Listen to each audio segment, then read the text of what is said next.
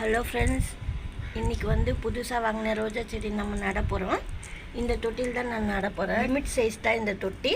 இதில் தான் நம்ம நட போகிறோம். பாருங்கள், பழைய மண்ணில் தான் நான் நடுறேன். இதில் போட்டு வச்சுருந்த மண்ணில் தான் கொஞ்சம் வந்து கவுமென்னுரெல்லாம் எடுத்துருக்கேன். பாருங்கள், இது வந்து மாட்டு சாணம், மாட்டு வண்டியில் வாங்கினேன். கொஞ்சம் குப்பையெல்லாம் இருக்குது, அதுலேருந்து எல்லாத்தையும் எடுத்துட்டேன். மாட்டு சாணம் கொஞ்சம் தூளாக இருக்கிறது மட்டும் நான் எடுத்துக்கிட்டேன். மக்கந்து தான் இது. இருந்தாலும் கொஞ்சம் போல் சேர்த்துக்கணும், 1/4 பங்கு மட்டுமே. மண் எவ்வளோ இருக்கோ அதில் 1/4 பங்கு மாட்டு சாணம் எடுத்துக்கணும். இதில் நம்ம ஏற்கனவே மண்புழு எருவு அதெல்லாம் கலந்துருக்கோம், பழைய மண் தானே, அதனால் நான் எதுவும் எடுக்கலை. இருந்தாலும் நம்ம வீடியோ பண்ணிடலாம், எடுத்து செடி நடும்போது சொல்லிட்டு நான் வீடியோ பண்ணுறேன். பாருங்கள், பழைய மண்ணுனால அதுலேயே வந்து மண்புழு கூட இருக்குது. பாருங்கள், 2 இருந்தது இந்த மண்ணுக்குள்ளே, பெருசாக இருக்குது பாருங்கள். 1 இருந்தால் கூட போதும். நம்ம இந்த கவுமென்னூர் போடும்போது இந்த மண்ணோட சேர்ந்து நிறைய வந்து மண்புழு உருவாகும். 1 மட்டும் நம்ம தெரிஞ்சு போட்டோம்னா மண்ணுக்குள்ளே இறக்கி எல்லா மண்ணும் சத்து மண் ஆகிடும். அதாவது மண்புழு எரு போடாமையே மண்புழு எருவாயிடும் இல்லை சாயலுக்குள்ளே. நம்ம நடுற பாட்டுக்குள்ளே எவ்வளோ சாயில் மண்ணெல்லாம் பிடிக்குமோ அதுக்கேற்றப்பெல்லாம் நீங்கள் மண் ரெடி பண்ணிக்கிட்டு நட்டுக்கணும். இப்போ இது வந்து 3/4வாசின்னா மணல், 1 பங்கு மண்ணுன்னா சாயில், 1/4 பங்கு மணல், 1/4 பங்கு மாட்டு சாணம் எருவு, கவுமென்னூர். ரிவர் சாண்டு 1/4 பங்கு தான் நான் சொல்லியிருக்கேன். தனியாக நம்ம ரிவர் சாண்டிலே வளர்க்குறதுன்னா தனியாக வந்து அது ஒரு டைப்பாக நடணும். அதாவது இந்த கவுமென்னூரோட 1 பங்கு கவுமென்னூர், 1 பங்கு ரிவர் சாண்டு, அந்த 2 மட்டுமே கலந்து நீங்கள் நட்டுக்கலாம். அதுக்கப்புறம் நம்ம கொடுக்க வேண்டிய எருவெல்லாம் அதுக்கப்புறம் மந்த்லி ஒன்ஸோ 10 days ஒன்ஸோ நம்ம கொடுத்துக்கிட்டே வரணும். அது போல் கூட நீங்கள் செடி வளர்க்கலாம். அது வந்து சாமந்தி கரெக்டாக இருக்கும். ரோஜாக்கு வந்து நான் வந்து இது போல் தான் நடுறேன் எப்போவுமே. இல்லைன்னா கோகோ பீட்டில் மட்டும் நட்டு அதுக்கப்புறமா வெங்காயத்தோல் தண்ணி அதெல்லாம் நான் ஊற்றி விடுவேன். கோகோ பீட்டோட வந்து வெர்மி கம்போஸ்ட் கலந்துட்டு நட்டதுக்கப்புறமா வெங்காயத்தோல் தண்ணி ஊற்றிக்கிட்டே வருவேன். வெங்காயத்தோல் தண்ணி, வாழைப்பழத்தோல் தண்ணி, அது போலலாம். இதெல்லாம் நீங்கள் வந்து இப்போ நான் சொன்னதெல்லாம் எந்த சாயில் நீங்கள் ரெடி பண்ணுறீங்களோ அதுக்கேற்ற மாதிரி நீங்கள் நட்டு வச்சுட்டு நான் சொன்னப்போல் ஃபெர்டிலைசர்லாம் கொடுத்துட்டே வரலாம்.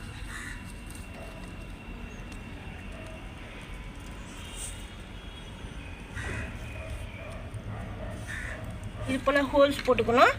ஹோல்ஸ் போட்டுக்கின்னு கல் ஏதாவது வச்சுக்கோங்க. நான் வந்து இந்த கல்லெல்லாம் வைக்கல, இந்த பெரிய பெரிய குப்பை மாதிரி இருப்பாங்க, இந்த மாட்டு சாணத்தில் எடுத்தது கீழே, அதுக்கு அடியில் மட்டும் நான் இப்படி வைக்கிறேன். நம்ம அது போல் வைக்கிறதுனால என்னென்னா தண்ணி சீக்கிரமாக இருக்கும். இல்லைன்னா தேங்காய் நார், கோகோ பீட் வந்து அடியில் நீங்கள் போட்டுக்கலாம். அது போல் நான் சொல்கிறது. இது வந்து அதிகமாக போடக்கூடாது, கொஞ்சம் போல் நான் போட்டிருக்கேன். பாருங்கள், இது வந்து மாட்டு சாணம் வந்து ஃபுல்லாக 1/4 பங்கு போடுறேன். 1/4 பங்கு இது போல் மாட்டு சாணம் எரு வந்து மக்கந்து இது போல் 1/4 பங்கு போட்டுக்கணும். போட்டுட்டு நம்ம செடி வச்சுட்டு திருப்பி மண் போடணும். அப்படி இது இந்த கவுமென்னூர்லேயே வந்து கொஞ்சம் மண் வந்து கலந்தாப்போல் போட்டுக்கோங்க, அப்போ தான் நல்லது.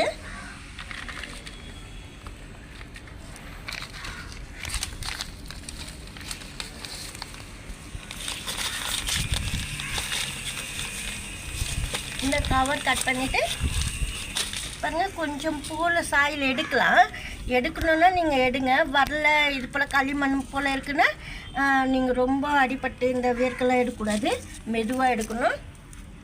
இல்லை வேர் மட்டுமே நீங்கள் எடுத்து வைக்க போகிறேன்னு சொன்னால் தண்ணியில் முக்கி வச்சுட்டு அதுக்கப்புறம் வேர் மட்டுமே எடுக்கணும். வேர் மட்டுமே வச்சு கூட நீங்கள் நட்டுக்கலாம்.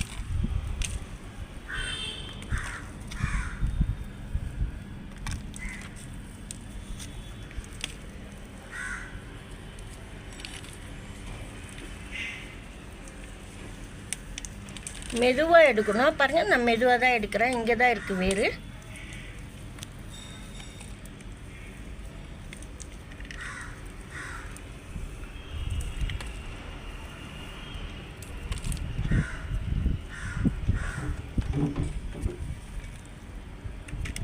இப்போ வந்து இந்த மண்புழு வந்து இதுக்குள்ளே அடியில் கொஞ்சம் நம்ம போட்டுட்டு இந்த சாணம் போட்டோம்ல, மாட்டு எருவு போட்டோம், அதுக்குள்ளே வந்து மண்புழு போடணும். பாருங்கள், போட்டுட்டு திருப்பி ஒரு ஸ்டெப்பு சாயில் போடணும். ஏன்னா உள்ளே நம்மளுக்கு இப்போ இறக்குறோம், இந்த இதுக்குள்ளேயே போய்டும் அது. அதுக்காக நம்ம அது போல் போடணும் சொல்கிறது.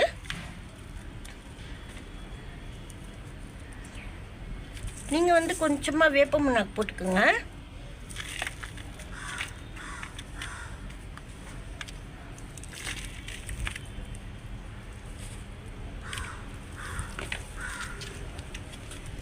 பாருங்கள், இது போல் வச்சிடணும். ஆனால் நல்லா 1/4 பங்கு அளவுக்கு நீங்கள் நல்லா மாட்டு சாணம் போடணும். மக்கி போனது போட்டால் நல்லது. புதுசெல்லாம் நீங்கள் சேர்க்குறோன்னா நல்லா காய வச்சுட்டு பவுட்ரு பண்ணிவிட்டு சாயலுக்குள்ளே கலந்துட்டு போடணும்.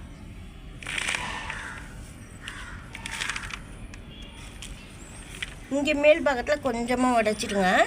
ஏன்னா எந்த அளவுக்கு இது தொட்டி பார்த்துட்டு வைக்கணும் நம்ம.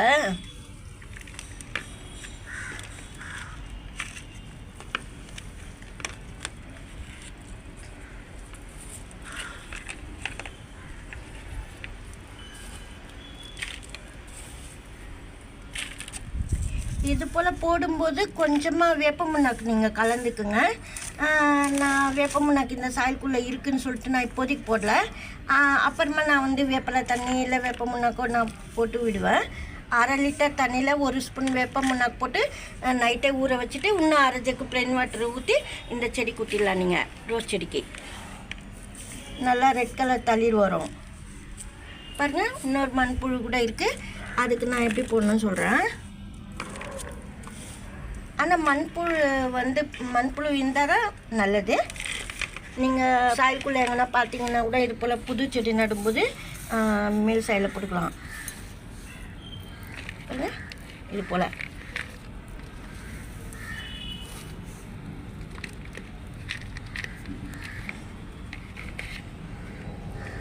இது போல் போட்டிங்கன்னா அதுவே உள்ளே போயிடும். நம்ம ரொம்ப போடணுன்னு ஒன்றும் இல்லை.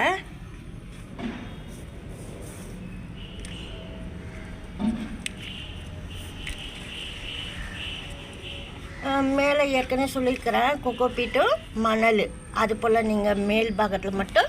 அப்புறம் சப்போஸ் ஃபுல்லாக போடுற போல் இருந்தால் நீங்கள் போட்டுக்குங்க. நான் இதுவே போதுமானது. அப்புறமா போடும்போது கூட நான் அதெல்லாம் சேர்த்துருவேன். மேல் பாகத்தில் கொஞ்சம் இறங்கிடும் நம்ம தண்ணி ஊற்ற அப்போ நம்ம செய்யலாம்.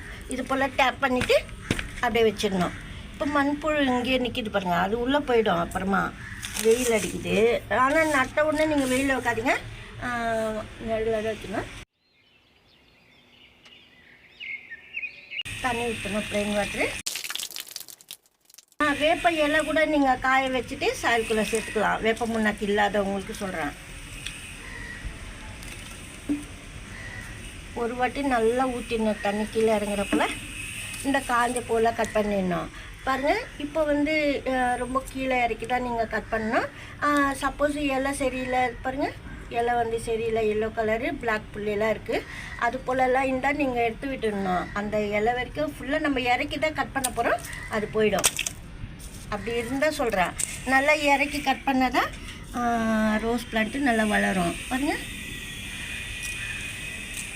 இப்போ சப்போஸ் செடியெல்லாம் இப்படி வரக்கூடாது, ரொம்ப அதிகமாக இப்படி தான் வளரணுன்னா நீங்கள் கொஞ்சம் ஹைட்டு கம்மி, லென்த்தெல்லாம் கம்மி பண்ணிவிட்டு கட் பண்ணிவிடுங்க பிளான்ட்டு.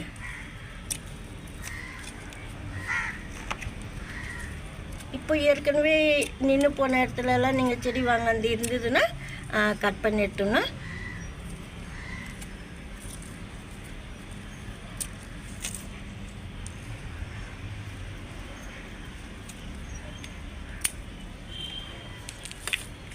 பாருங்க, இப்போ நல்லாயிருக்கு. இது போல் நம்ம நட்டுட்டு டெய்லி தண்ணி ஊற்றணும். ஈரப்பதம் பார்த்துக்கிட்டு தான். ரெயின் வரப்போ 2 days தண்ணி விடக்கூடாது. ஏன்னா மழை தண்ணியை எப்போதும் வந்து ஈரப்பதம் அதிகமாக உள்ளே இருக்கும், அதனால நம்ம தண்ணி விடக்கூடாது சொல்கிறது. ஒரு நாள் விட்டு ஒரு நாள் ஊற்றுங்க, மழை இல்லைன்னா. அதுதான் ரோஜா செடிக்கு நல்லது. 2 days தண்ணி ஊற்றலன்னா கூட ஒன்றும் செய்யாது. இருந்தாலும் வந்து இன்றைக்கி தண்ணி ஊற்றுறீங்க, மறுநாள் வந்து மேல் சாயல் மட்டுமே நினச்சி விடணும். இல்லைன்னா தண்ணியே ஊற்றாதீங்க, மறுநாள் தண்ணி ஊற்றுங்க. ஒரு நாள் டு ஒரு நாள். அது போல் கூட நீங்கள் ரோஜா செடி வளர்க்கலாம். இது போல் லீஃபில் ஹோல்ஸ் இருந்ததுன்னா நம்ம கட் பண்ணி வச்சிடணும். அதெல்லாம் வைக்கக்கூடாது. நின்று போன இடங்கள் மட்டும் நீங்கள் பார்த்து கண்டிப்பாக கட் பண்ணி விடணும், அப்படியே விடக்கூடாது. நல்லா செடி வந்து க்ளீன் பண்ணி வச்சுட்டு சுத்தமாக க்ளீனாக இருக்குது பாருங்கள். இப்போ செடி பார்க்குறதுக்கு நல்லா இருக்குது பாருங்கள். தேவையில்லாத இலை லீஃபு எல்லாமே எடுத்துடணும். எடுத்துகிட்டு பிரான்ச்சஸ் கூட சரியில்லைன்னா கட் பண்ணிவிட்டு நம்ம க்ளீனாக வச்சிட்டோம்னா ரோஜா செடி நல்லா வளரும். இது போல் ரோஜா செடி நட்டிங்கன்னா சூப்பராக ரோஸ் பிளான்ட் நல்லா வளரும். ஆனால் மணல் மட்டும் கொஞ்சம் போல் கண்டிப்பாக சேர்த்தே ஆகணும். இந்த வீடியோவில் தான் பிடிச்சிருந்தா லைக் பண்ணுங்கள். நன்றி, தேங்க்யூ.